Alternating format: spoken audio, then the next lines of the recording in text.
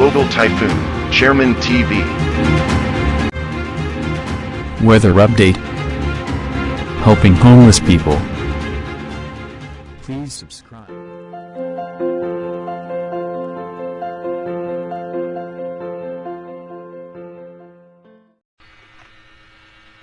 Magandang umaga po. Ito po ang latest update natin ngayong araw, March 3, 2024. Nanatili nga pong umiiral yung northeast monsoon o yung amihan sa may parte ng northern Luzon.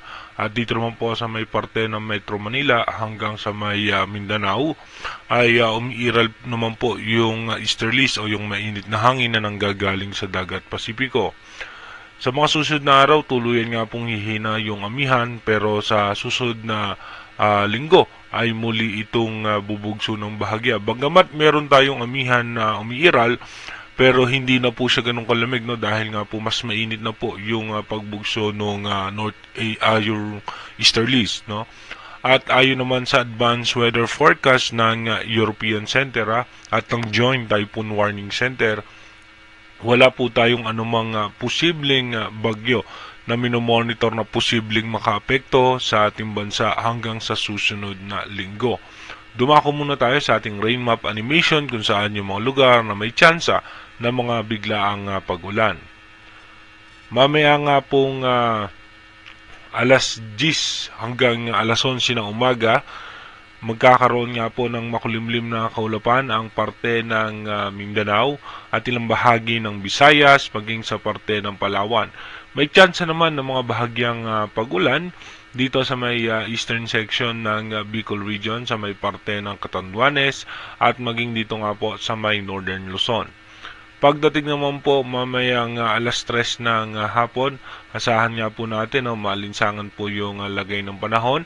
Pero dito nga po sa may parte ng Mindanao pa rin ay meron nga po tayong makakapal na kaulapan.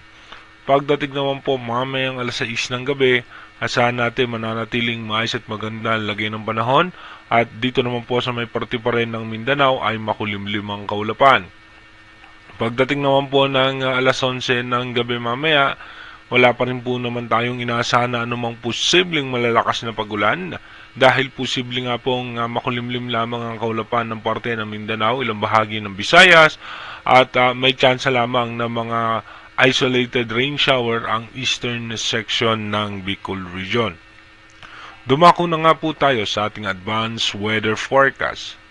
Dito naman po sa ating advanced weather forecast pagdating nga po ng March 4 hanggang March 5, asahan na nga po natin na mawawala yung northeast monsoon at iiral naman po yung easterlies.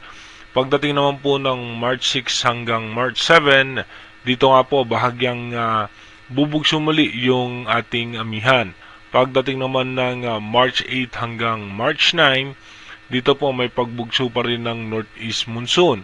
At pagdating naman po ng March 10 hanggang March 11, dito po pagdating ng March 11 mawawala po yung amihan at yung easterlies naman po ay makakaapekto sa ating bansa at magdadala po yan ng mga posibilidad na pagulan muli sa parte ng Mindanao.